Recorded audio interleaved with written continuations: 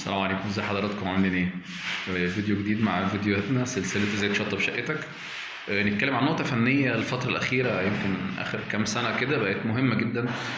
موضوع وأنا بأسس للتكييف. كان الأول يا جماعة بالنسبة للتكييف واحنا بنأسس، كان بالنسبة للتكييف الواحد ونص حصان أو الاتنين وربع حصان، كانت الكهرباء بتاعت السبليت بتكون من جوه الشقة، من جوه الأوضة.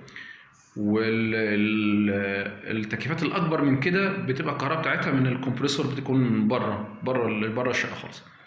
مؤخرا بعض البراندات بقت بتخلي كل الكهرباء من بره، من الكمبريسور بره.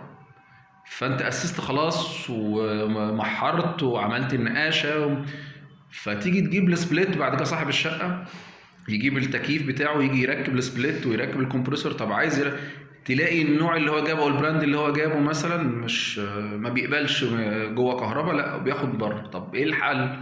طب هنكسر، طب هنعمل، لا يا جماعه.